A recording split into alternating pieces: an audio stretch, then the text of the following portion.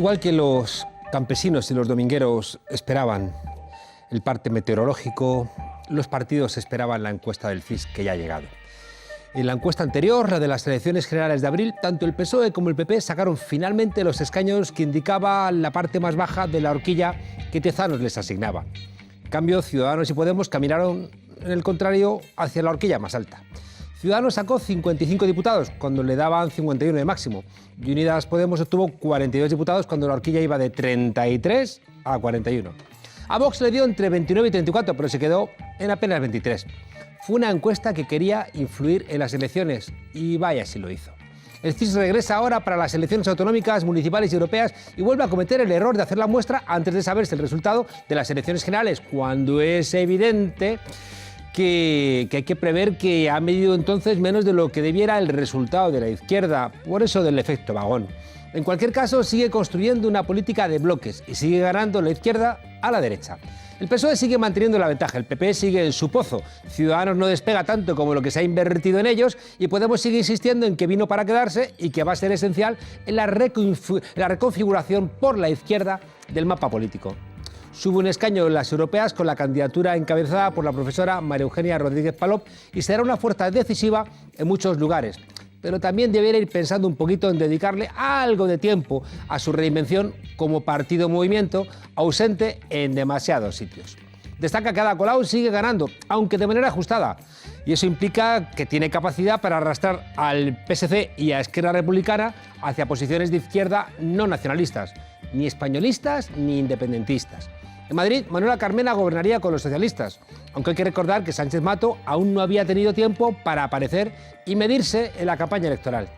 Campaña que, intuyo, no le va a sentar bien a Carmena, que lleva unas cuantas meteduras de pata en un par de días. La última, elogiar a un alcalde del PP en Málaga que es conocido por su afán privatizador. Ahí los bomberos andan enfadados. En la Comunidad de Madrid, el viaje de Rejón no suma más escaños que los de Unidas Podemos. Lo que vuelve a poner encima de la mesa la pregunta de para qué esa división que ha generado una sensación de gresca en la izquierda y le ha cargado al antiguo número 2 de Podemos el San Benito de la deslealtad. Sin embargo, la izquierda arrebataría la Comunidad de Madrid a la derecha después de más de 20 años de gobierno de los azules. Es bastante probable que Isa Serra, de Unidas Podemos, tenga más relevancia que Rejón en el futuro gobierno de la Comunidad. Y a ver cómo explica Babyface esa genialidad política de querer dinamitar Podemos. Vox se desinfla en las ciudades. Debe tener que ver con eso de que en los municipios la gente te conoce.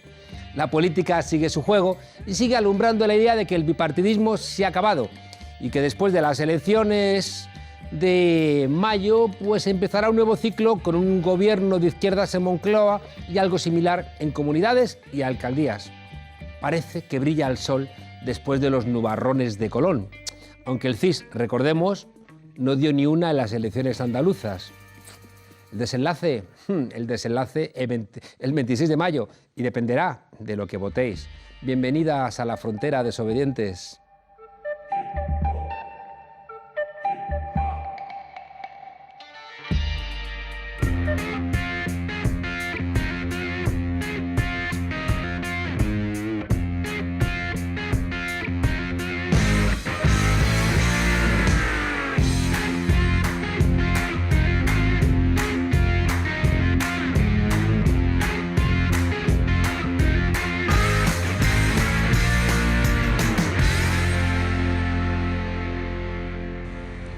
From the discussions I have had with congressional and other leaders, I have concluded that because of the Watergate matter, I might not have the support of the Congress that I would consider necessary to back the very difficult decisions and carry out the duties of this office in the way the interests of the nation will require. Therefore, I shall resign the presidency effective at noon tomorrow. Vice President Ford will be sworn in as president at that hour in this office. Pobre Richard Nixon, qué mala suerte tuvo. Y no lo digo por la dimisión, que la mereció bien merecida por meter la orejita donde no debía. Me refiero a la desgracia de nacer en California, en vez de en Galicia como Rajoy o en Madrid como Esperanza Aguirre. tuvo mala suerte de ser presidente de una democracia con más de 200 años de antigüedad, en vez de una democracia de un país que se acostó franquista y se levantó demócrata. En Estados Unidos, cuando el FBI perseguía a activistas, la gente ponía carteles en las ventanas de sus casas diciendo: aquí podéis esconderos. Eso se llama sociedad civil. Es que no hay nada para ensanchar la democracia como ganarle la guerra a algún rey. Eso corta. De haber sido español, Richard Nixon hubiera seguido en la Casa Blanca hasta romper el colchón de puro viejo. ¿Por qué? Pues muy sencillo, porque allí tenían el Washington Post y una ciudadanía respetuosa con los valores republicanos que no tolera a ningún dirigente político que les mienta. Y aquí en cambio tenemos, pues no sé, a OK Diario y una derecha que sigue halagando en el siglo XXI a Francisco Franco. Allí en Estados Unidos contaban con periodistas como Bud Woodward o Carl Bernstein, que subieran o no las audiencias tenían su hueco garantizado. Y aquí en cambio tenemos ensalzado a un Eduardo Inda que copa tertulias y programas de televisión. Bueno, y también la COPE, financiada por la Conferencia Episcopal, que paga más a Carlos Herrera que lo que dedica a Cáritas. Estas cosas son herencia pues de ganar una cruzada. Claro, que luego a Woodward y Bernstein le dedicaron un peliculón titulado Todos los hombres del presidente, y además con actores guapos. En cambio, en el periodismo pantuflo, bueno, es que no da ni para una de Torrente. Y recuerda, chaval, que en la vida hay algo más importante que ser policía. Y eso es ser español. El orgullo de ser español se resquebraja cuando el Estado, que debiera ser el garante de los derechos constitucionales de todos los españoles, se dedica a crear policías patrióticas, es decir, policías políticas, al mejor uso y abuso del franquismo, es decir, al servicio de los que han mandado siempre en nuestro país y lo han pensado como un cortijo. Claro, y el grueso de los partidos mirando para otro lado, ¿eh? Hay estos constitucionalistas. El Watergate inauguró una nueva etapa en la historia de la política occidental, la del periodismo de investigación como un auditor implacable del gobierno. Hay que tiempos en los que los medios gastaban un dineral en investigar. En cambio, en España, hay que baratito sale comprarte un vídeo y después filtrarlo y decir, es mi periodismo de investigación. Qué barato sale en España abrir medios de comunicación también, no sé, con dinero público, esos 300.000 euros que le dio el Partido Popular a OK Diario.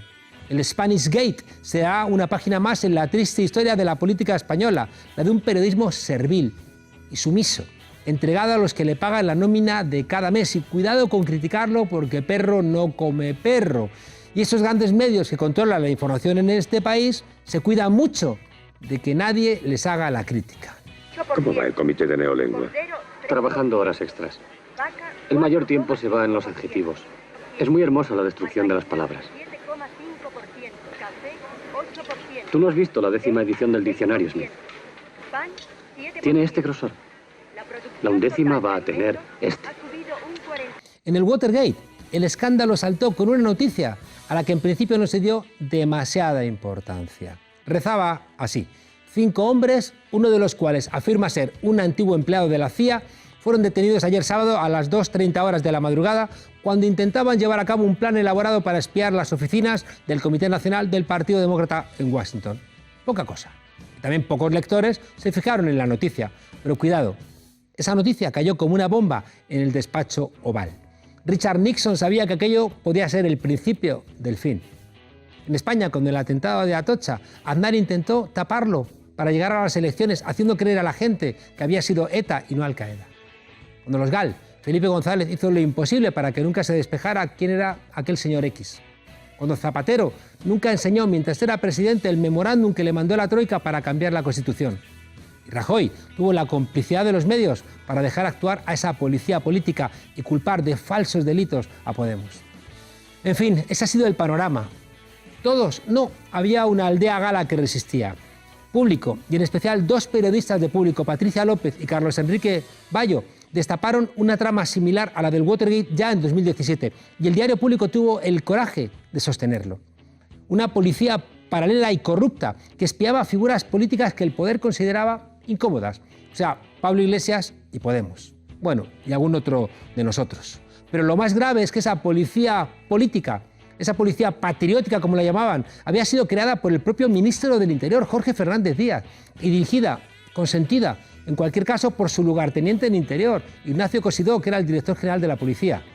Ay, y es lo que pasa cuando tienes colgados en tu casa retratos de Franco, que al final terminas pasándote la democracia por donde Franco, por el Arco del Triunfo, claro, en la Cruzada. Soy falangista.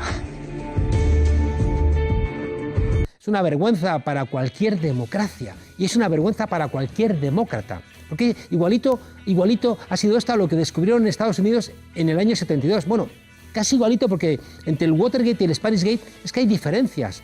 Es que allí siguieron tirando y tirando del hilo.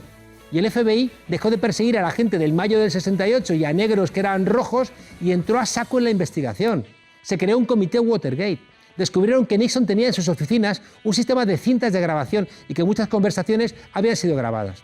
Y es que en España ha sido todo lo contrario, en esta España de corrupción y pandereta. Aquí los complacientes medios de comunicación convirtieron a los buenos en malos y a los malos en buenos. Vaya. Y resulta que ha tenido que ser el director en su momento del Mundo, David Jiménez, el que nos ha contado muchos años después cómo el que daba las exclusivas de inteligencia a El Mundo era Villarejo, un tipo en la cárcel por delincuente y sinvergüenza. Vamos, que es que les daba las mentiras cocinadas y luego El Mundo se limitaba a publicarlas, dándoles credibilidad. Y luego los demás medios sacaban esas informaciones, bueno, sumando credibilidad a lo que originariamente no era sino una patraña. En un país decente, eso podría significar el fin de una cabecera. Es que en algunos lugares de Europa, cuando se ha publicado una noticia falsa, les da tanta vergüenza que se hunden, porque la gente no los lee. Aquí nada, ¿eh? Aquí en absoluto. Ojalá, y será una señal de que la democracia en España ha avanzado, cuando de repente estos medios que han colaborado en publicar mentiras, sabiendo que eran mentiras, se hunden, pero no por una orden judicial, sino porque nadie querrá mezclar tanta mierda mientras desayuna su café. Esta policía patriótica espiaba, y si no encontraba nada, que no encontraban, se lo inventaba, que para eso estaba el Photoshop. Toneladas de basura que los medios de comunicación se encargaban y se encargan a día de hoy de expandir. Porque los periodistas que ayudaron a crear las cloacas siguen en los medios de comunicación, sembrando su estiércol por los platós.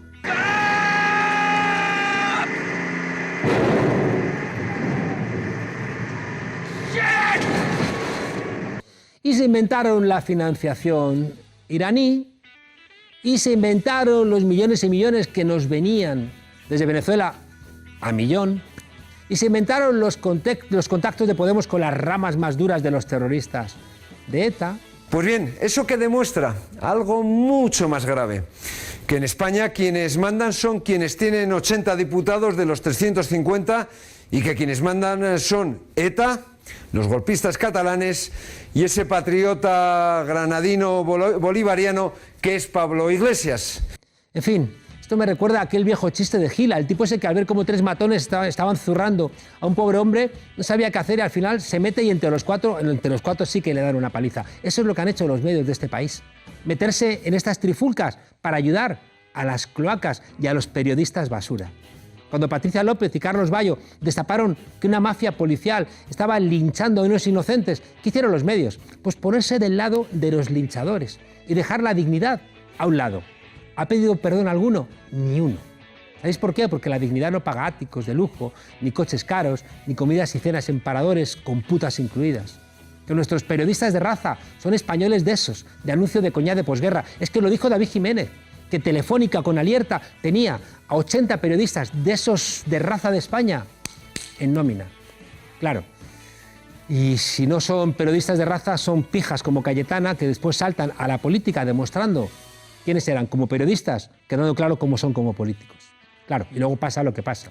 Que en Estados Unidos, gracias a la presión de los medios, la Corte Suprema dictaminó por unanimidad que el presidente debía entregar las cintas a los investigadores. Y Richard Nixon finalmente tuvo que dimitir. Claro, igualito que en España. Aquí la vida sigue igual. Los corruptos a sus miserias y el señor cura a sus misas. Nadie se ha molestado en pedir disculpas. Y si algún medio ha reconocido que aquellas informaciones sobre Podemos eran falsas, lo ha hecho en letras pequeñitas, como esas que se utilizan en los anuncios de contactos o en los contratos que firmamos en las redes sociales y que nadie lee.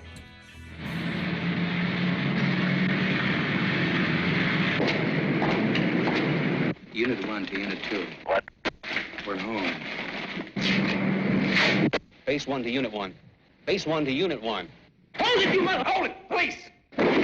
There's been a break-in at Democratic headquarters. They were bugging the place. All the president's men. Gracias, Bob Woodward. Gracias, Carl Bernstein, por ser periodistas de verdad, por dignificar vuestra profesión. Gracias a Patricia López y gracias a Carlos Bayo por hacer lo mismo en circunstancias mucho más difíciles y con todo el viento en contra. Y gracias a Público por atreverse contra las cloacas, contra esos dos grandes partidos que se han negado en el Parlamento a que comparecieran los Villarejos, los presidentes del BBVA, el rey emérito, toda esa gente que ha estado construyendo el bipartidismo en nuestro país, con todas sus miserias. No les damos las gracias, por supuesto, a OK Diario y a sus mentiras, que han hecho de los medios españoles los peores de Europa, porque han arrastrado hacia su vertedero a buena parte de los medios. No le podemos dar las gracias a Antena 3 y su odio que ha demostrado durante todo este tiempo a Podemos, ni al Confidencial por convertirse en aquel momento en escaparate para la policía política y ser altavoz de Villarejo. Tampoco al País y a la cadena SER por querer romper Podemos sin importarle decir mentiras. Y en absoluto podemos darle las gracias al Mundo por mantener la patraña inmoral para las víctimas de que el atentado de Atocha fue obra de ETA, y tampoco por publicar mentiras y más mentiras sobre la falsa financiación de Venezuela a Podemos. Y en especial quiero recordar a Marisa Recuero por dedicar a este servidor portadas urdidas por Villarejo y aún no haber tenido la decencia de llamarme para pedirme perdón. No le vamos a dar las gracias al Mundo por venderse al ministro Soria a cambio de subvenciones para intentar hundir con mentiras a la jueza Victoria Rosell. Y tampoco a la COPE por estar tan lejos de la compasión cristiana y de la sobriedad. Y tampoco a Radio Televisión Española por ser incapaz de dejar de ser una televisión de partido y que el concurso público no ha servido para que hubiéramos ido a las elecciones con una televisión plural, sino que hemos ido a las elecciones con una televisión dirigida por una persona colocada por el Partido Socialista. En fin, que resulta difícil dar las gracias a todos los medios del Reino de España por hacer que nuestra democracia sea una democracia de segunda división. Se salvan solamente algunos digitales. Good save Spain, porque como tengamos que esperar que nos salven nuestros medios de comunicación, la llevamos clara. Lo que hubiera dado Richard Nixon por unos medios tan domesticados.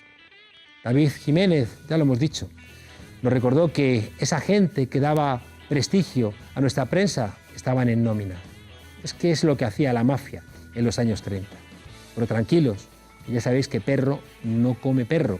Y no hay nada que moleste más a los periodistas que el que alguien hable mal de los periodistas. Un consejo. Si algún periodista hispano cita a Kapuscinski, estad alerta, porque quizá tenga algo que ocultar. Pero cuidado, no todo está perdido.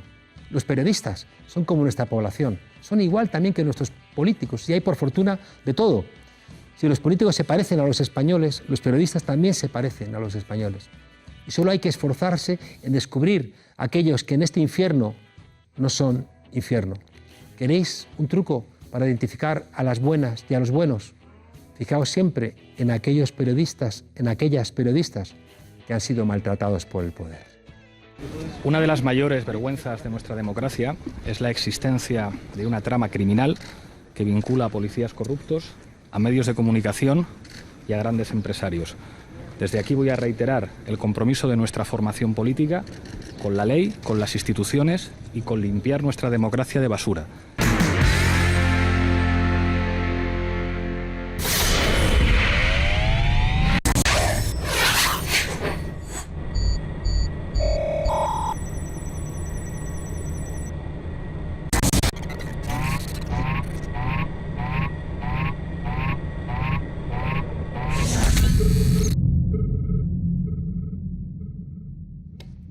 Resulta que todo el mundo pendiente de que no le hagan spoiler con el final de Juego de Tronos, y aquí tenemos un culebrón más interesante y enrevesado llamado, como hemos dicho, cloacas del Estado. Ayer, en el enésimo capítulo, pudimos asistir a la detención de varios conocidos empresarios. Vaya usted, por Dios. Entre ellos, un nieto de Botín, Ángel Pérez Maura, y otro ilustre de la jet set española llamado Adrián de la Joya. Un duro golpe a la red internacional de socios y clientes del excomisario Villarejo. Y para hablar de este tema tan turbio, tenemos la suerte de contar con una periodista valiente y de verdad. Patricia, buenas noches. Te quiero dar la réplica. Bueno, te quiero dar las gracias y la réplica. Cuéntanos. Darte las gracias a ti, a Pablo Iglesias, a Irene Montero, a Gloria Ilizo, porque cuando más amenazas yo personalmente estaba sufriendo, salisteis, disteis mi nombre, mis apellidos y mostrasteis el apoyo público, igual que tú, lo hizo gente de Esquerra, como Rufián, gente de otros partidos. Pero hoy en particular también me gustaría dar las gracias, aparte por este desmontando que has hecho, porque a veces te salen aliados con que donde menos te lo esperas, y si yo, que no le conocía de nada, surgió un apoyo público cuando el número 2, el jefe de gabinete del número 2 de la policía, José Ángel Fuentes Gago, me amenazó por teléfono, y yo lo conté vía Twitter. Pues el señor Rubalcaba, que en estos momentos se encuentra muy grave, retuiteó mi tuit, y eso, claro, dentro del Ministerio del Interior y de los policías, debido a que él fue un gran capo de esa policía un poco turbia, fue una llamada de atención y generó bastante miedo entre determinados comisarios. Y bueno, yo creo que es digno reconocer, y visto que yo he seguido publicando y cuando he tenido que mencionar su nombre lo he hecho, pues en un día como hoy yo creo que es de justicia reconocer que en ese momento pues el señor Rubalcaba, que es de la que menos me lo esperaba, o Elena Valenciano, también salieron en ese momento a decir que eso no se podía hacer, lo de ir amenazando periodistas, cosa que, por ejemplo, de Ciudadanos nadie salió y Pedro Sánchez tampoco. O sea que bueno, también me pues gustaría recordarlo. En la memoria de las cosas que hizo bien. Rubalcaba, y le deseamos también que se recupere, aunque nos cuentan que está bastante grave, sí, parece que está complicado. Pero mucho ánimo en este caso para se lo mandamos desde aquí a su familia, a sus amigos y a todo el Partido Socialista. Y yendo al asunto... Anoche calentita la cosa ayer, ¿no? Es decir, detienen por fin a... Bueno, mañana van a pasar a disposición judicial, pero a mí esto de pasar de Suiza, de los grandes hoteles 5 estrellas, a los calabozos donde han dormido esta noche y donde durmieron ayer, también donde van a dormir esta noche y durmieron ayer, es una pequeña satisfacción, ¿sabes?, del pueblo. Porque tú has peleado contra Adrián gente de muy poderosa. Es un clásico nuestro, esta famosa comida, Mauricio Casal, Adrián de la Joya, Ferreras y Villarejo. Nosotros fuimos los primeros en sacar el nombre de Adrián de la Joya simplemente porque... O sea, de esa mesa ya hay 2 en la cárcel. Sí, y hay 2 en la cárcel y uno imputado, bueno, estuvo investigado en el caso Lezo, grabado, Mauricio Casal, ¿te acuerdas de esa gran frase? De estamos haciendo la pinza para que Ciudadanos suba, ¿no?, entre la Sexta y Antena 3, para fastidiar a Podemos. Pues mira, parece que no les está saliendo muy bien el plan. Y ¿No era al revés? No, parece que no. ¿No era para beneficiarlo? Yo no. Bueno. Bueno, esta es la vez que a Adrián de la Joya se le detiene por Lezo, ahora ha sido nuevamente detenido, esa noche no pasó en el calabozo, y esta foto es muy importante que la sacamos hoy en público porque el que estaba en primera fila es Paul Manafort, el jefe de campaña de Donald Trump, que está en la cárcel, condenado ya a 4 años de cárcel por cohecho y otra serie de delitos, y en teoría por participar en la conocida como trama rusa, ¿no?, en Estados Unidos. Lo importante aquí es que Villarejo, Adrián de la Joya, el expresidente de Telefónica, Juan Villalonga, un abogado muy importante con relaciones en la Casa Real, Enrique Maestre, que también fue detenido ayer y que va a pasar la noche del calabozo, estuvieron haciendo durante unos años diferentes negocios internacionales en Irán, en China, en Arabia Saudí, en Rusia y también en Guatemala. Participaron en ayudar al señor Pérez, a los hermanos Pérez Maura y al empresario naviero catalán, es que el apellido es un poco complicado, Soucherin Marcet, para que no fueran pues procesados en Guatemala y extraditados allí por pagar 30 millones de euros en sobornos al que entonces era, en el año 2015, presidente y la vicepresidenta de Guatemala. Y además de esos 30 millones en sobornos, pagaron otros 10 a Villarejo solo para librarse de la causa. Pero para eso, para lograrse de una extradición, harían falta también a jueces, abogados y... Pues claro, aquí es donde está el truco, porque todos estos señores procesados, los 3 empresarios, eran españoles, ¿no? Algunos tenían la doble nacionalidad, como los hermanos Pérez Maura, y la jurisprudencia, ¿no?, digamos que la línea de la Fiscalía es que a los españoles no se les extradita, ¿no?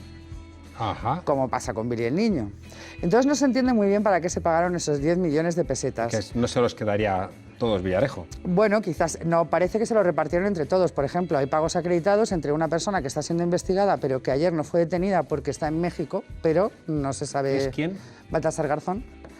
No se sabe si A ver, finalmente será detenido. a ver. A ver, dale la vuelta. A ver por dónde cae México. Porque las detenciones salen en España. Está un poco lejos, ¿no? No le venía bien la detención. No, pero eso es mucho decir.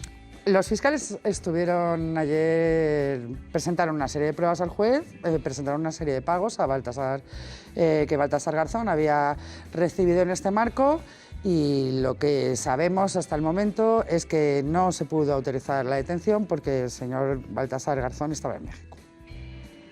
O sea, ¿esto significa que si Baltasar Garzón regresa a España va a ser detenido? Bueno, a lo mejor al juez Manuel García Castellón pues no le viene bien, ¿sabes? O alguien presenta un escrito y de repente justifica los pagos. Supongo yo que el despacho de abogados de Baltasar Garzón estará dispuesto a colaborar con la justicia. Claro, pero que esos pagos, si son legales, no tiene razón para que sea detenido. Pues eso, tendrán que indagar. Vamos a ver si el señor Garzón viene y le dice, ¿yo me presto aquí a hablar? O si manda a alguien del despacho y sigue quedándose en México.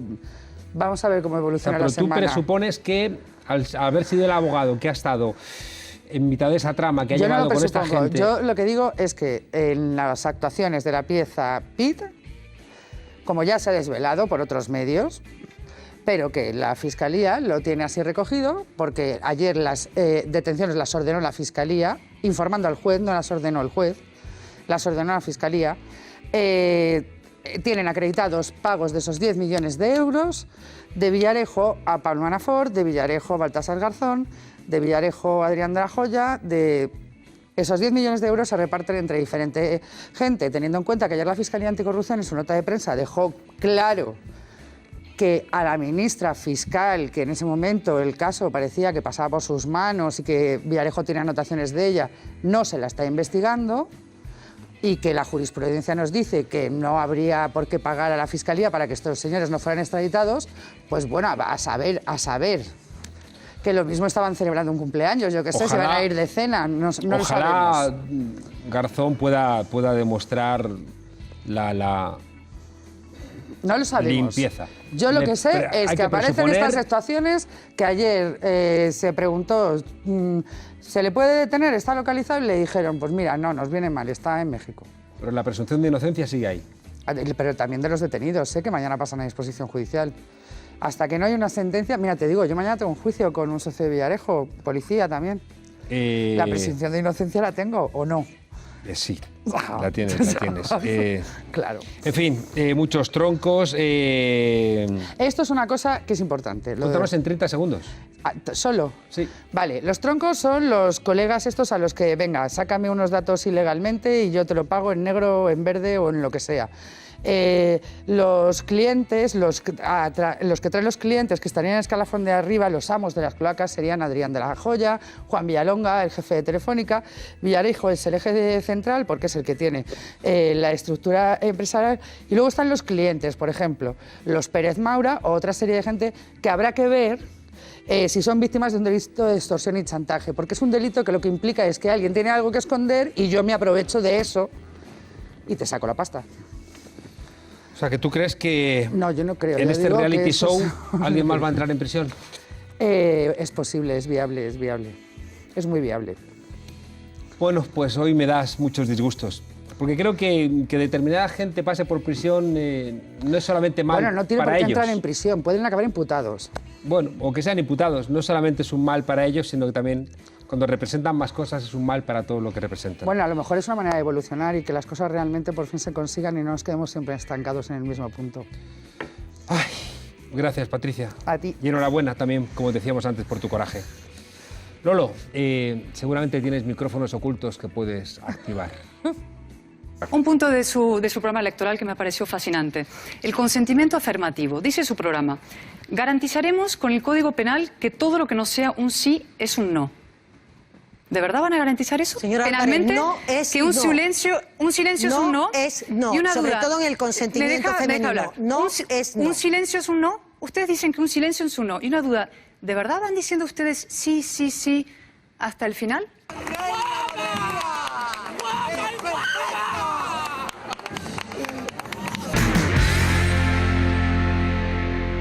Nuestro invitado de hoy es doctor en Sociología y profesor de la Universidad Carlos III. Ha sido también vocal asesor en el gabinete de la presidencia del gobierno y ha sido cargo interno en un partido político. Así que sabe muy bien cómo funcionan los partidos por dentro.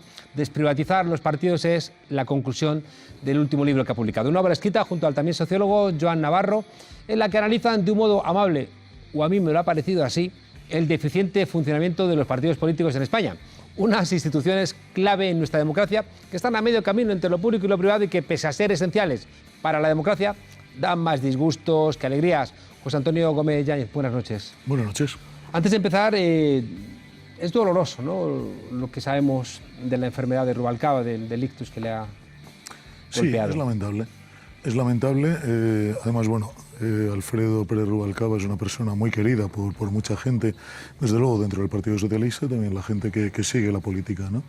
Y la democracia española le debe algunas cosas importantes, ¿no? Por una persona importante, ¿no? Rubalcaba.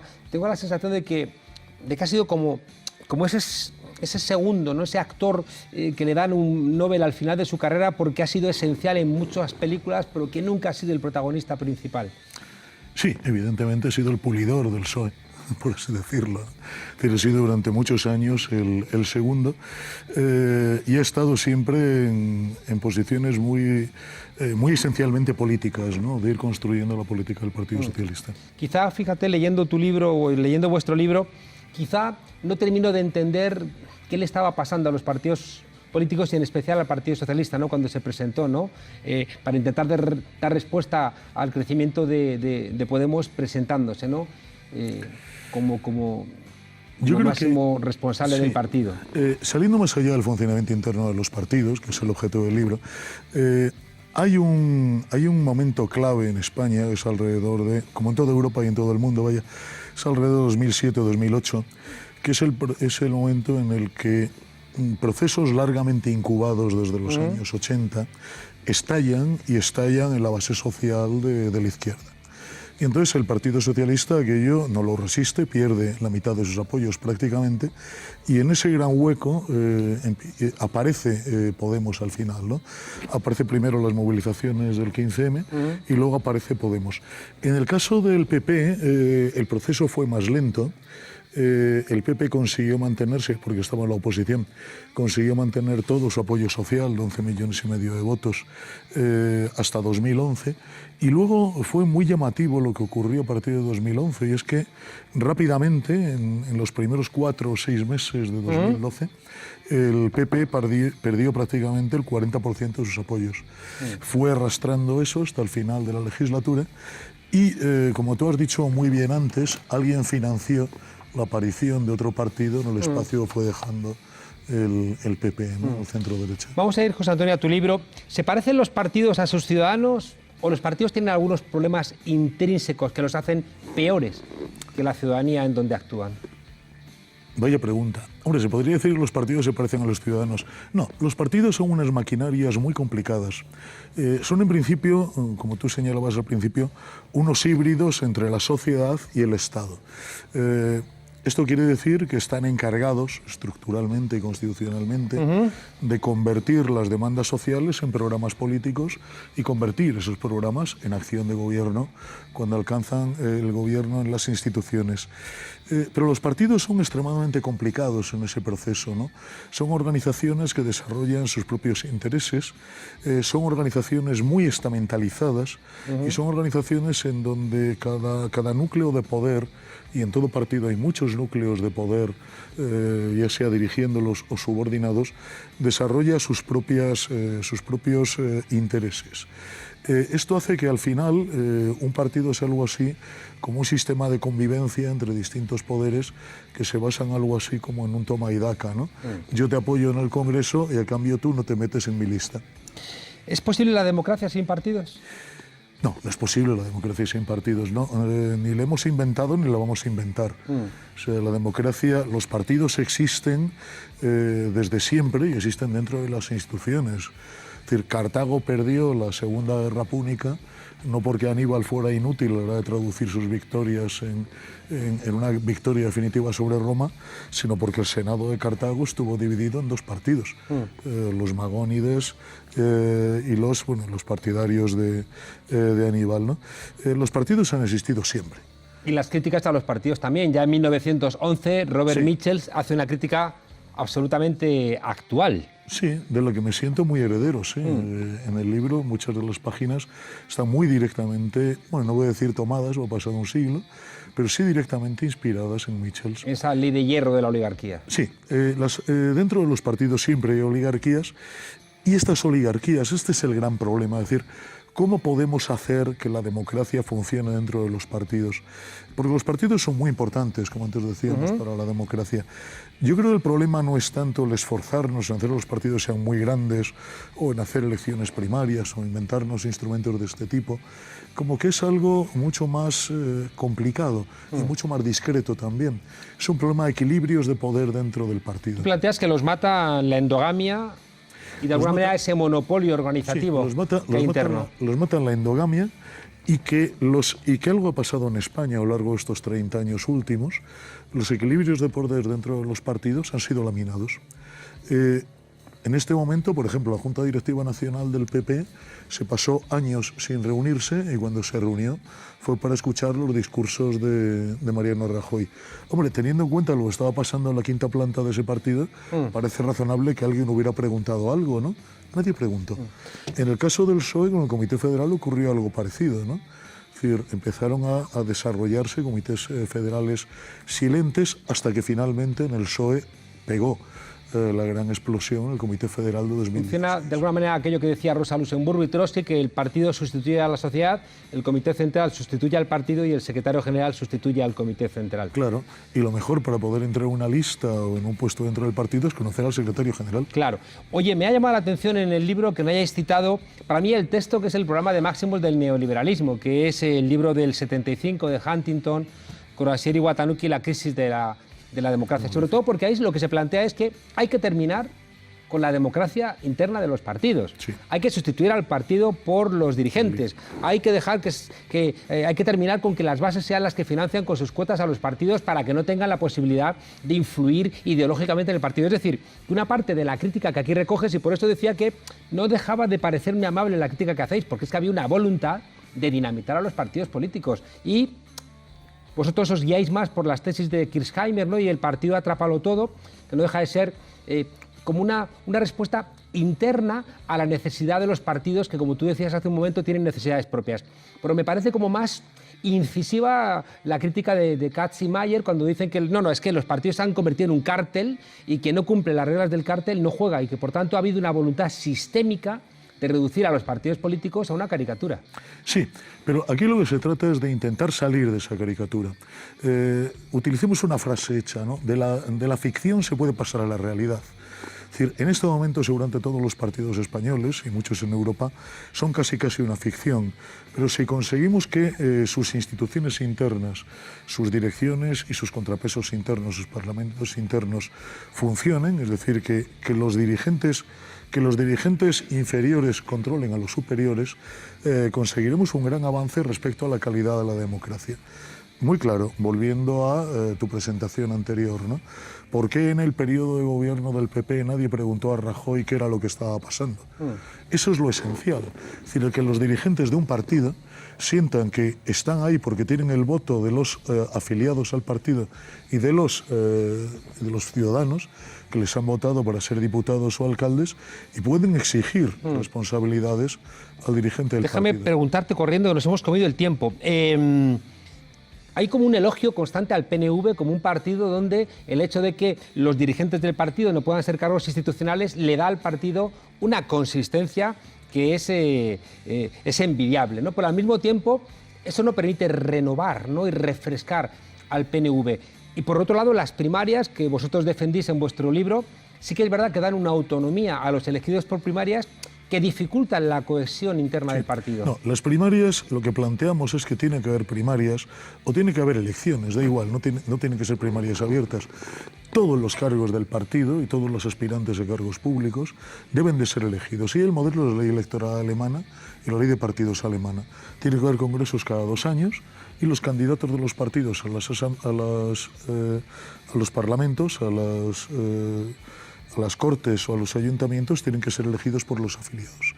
Es decir, ese es el único mecanismo que puede contrapesar la dominación de los dirigentes de los Eso implicaría un cambio del sistema electoral por el sistema alemán, donde hay por lo menos una parte de los diputados elegidos habría que hacerlo en circunscripciones de forma mayoritaria y en circunscripciones más pequeñas, ¿no? Sí, se puede hacer así.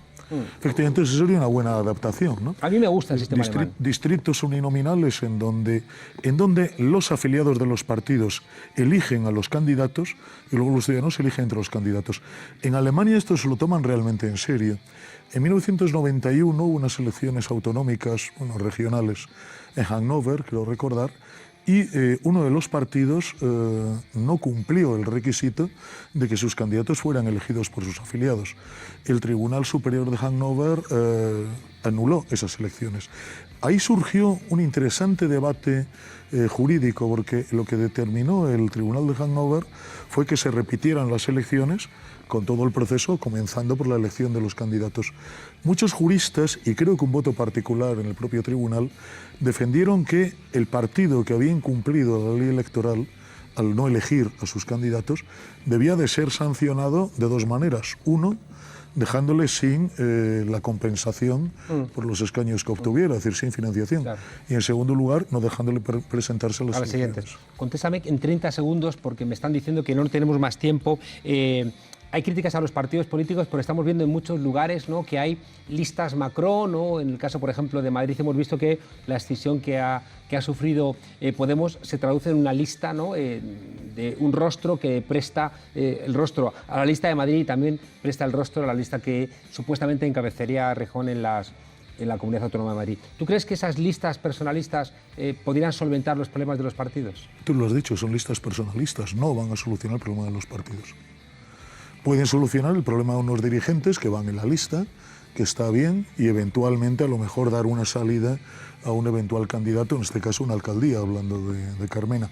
Pero evidentemente esa no es una alternativa a los partidos. Al revés, una salida personalista y muy autoritaria de la dirección, ¿no? José Antonio Gómez Yáñez y Joan Navarro, desprivatizar los partidos en Gedisa. No sé si hay demasiados políticos en España. Decís que no. Sí, no, se dice lo contrario. En España hay una plantilla que cobran, que cobran entre 60 y 100.000 personas. Termino la frase que iba a decir, menos que en Alemania. Pero Alemania tiene 80 millones de habitantes. Pero hay un poquito más del doble. Puede ser, no conozco ese dato de Alemania. Sé que tiene 16 Land, nosotros tenemos 17, pero tenemos la mitad de la población.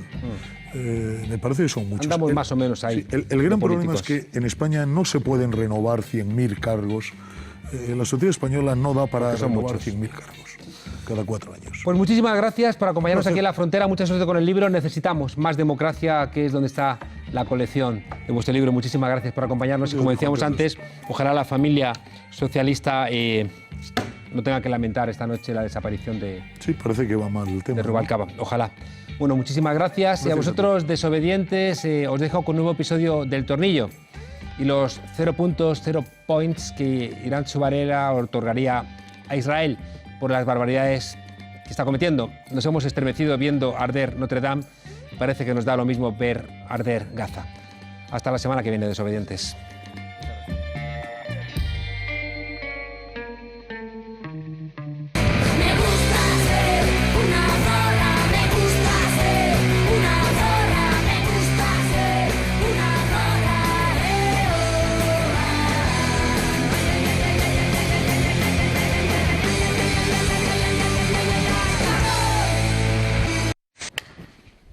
Bienvenidas al Tornillo, el microespacio feminista en La Frontera. Hoy vamos a hablar de Eurovisión. Europe's living a celebration. Eurovisión es un concurso anual de canciones en el que participan los países de Europa e Israel. ¿Qué dices tú? ¿Por qué participa Israel en Eurovisión si está en Asia? Pues la respuesta oficial es porque forma parte de la Unión Europea de Radio y Televisión. Pero la respuesta con la que nos quedamos es que la participación participación de Israel en Eurovisión forma parte de una estrategia de propaganda política de Israel para hacerse pasar por un país democrático, respetuoso con los derechos humanos, moderno, avanzado, como europeo. De hecho, la final de Eurovisión este año se celebra en Tel Aviv, capital de Israel, porque el año pasado Israel ganó Eurovisión con una canción contra el bullying y la gordofobia. ¿Qué dices tú? Pues qué historia más bonita, qué confraternización entre pueblos y países, qué bonitos mensajes. Pero resulta que no. Resulta que Israel es un país fundado en 1948 por la comunidad internacional para dar cabida al pueblo judío que había sido masacrado durante la Segunda Guerra Mundial y al que se le asignaron unos territorios que en principio pertenecían al pueblo palestino, que no tenía en principio nada que ver en esta historia. Pues resulta que desde 1948 el Estado de Israel ha desarrollado una política de ocupación de las tierras, de genocidio de la población palestina y de violación sistemática de los derechos humanos del pueblo palestino, que lo posicionan bastante lejos de ser una democracia y ha desobedecido sistemáticamente las resoluciones de Naciones Unidas al respecto. Así, ahora mismo el Estado de Israel es un Estado genocida que viola sistemáticamente los derechos humanos del pueblo palestino y que desarrolla una política de apartheid contra el pueblo palestino en lo que es su propio territorio. Y por eso, desde hace décadas, organizaciones palestinas han pedido a la comunidad internacional que llevemos a cabo una política de boicot contra todos los productos, inversiones y expresiones culturales israelíes que sirvan como denuncia contra la política genocida del Estado de Israel, que conciencien a la comunidad internacional sobre el genocidio contra el pueblo palestino y que exijan a los gobiernos e instituciones internacionales una postura activa contra las violaciones de los derechos humanos practicadas por el Estado de Israel. Y aquí viene lo de Eurovisión, que al día siguiente de ganar Eurovisión 2018 con una canción contra el bullying y la gordofobia, el Estado israelí bombardeó Gaza y asesinó a 55 personas e hirió a 1900. Claro, estar en contra del bullying y practicar genocidios... ¿Y qué tiene que ver esto con el feminismo? Pues mira, que el feminismo es la lucha contra todas las formas de opresión y el genocidio al que está sometido el pueblo palestino y la violación de los derechos humanos sistemática contra ellas y ellos es una forma de opresión. Pero es que además un Estado teocrático, genocida, que viola constantemente los derechos humanos y que además pretende lavarse la cara presentándose como moderno, abierto, igualitario y LGTB friendly, pues forma parte precisamente de todo aquello contra lo que combatimos. Así que este año, boicot Eurovisión y siempre boicot Israel, porque quienes nos acordamos de cómo se acabó con el apartheid en Sudáfrica, sabemos que las campañas de boicot y sabemos que la conciencia de los pueblos pueden acabar con los genocidios. Porque una cosa es que si no puedo bailar no es mi revolución y otra cosa es bailar al son que marcan los genocidas, los violadores de derechos humanos, quienes se pasan las resoluciones internacionales por el forro y quienes creen que asesinar y reprimir a un pueblo es hacer política exterior. Quienes creen que bombardear a la población civil es defenderse. Así que este año no celebres el genocidio. Hoy os dejamos con una frase de Brigitte Vasallo. El boicot es anónimo y es incómodo. Es una acción que no implica actividad en un mundo productivista, sino contención en un mundo consumista. Hasta la próxima vez que nos dejen salir. Yeah, yeah.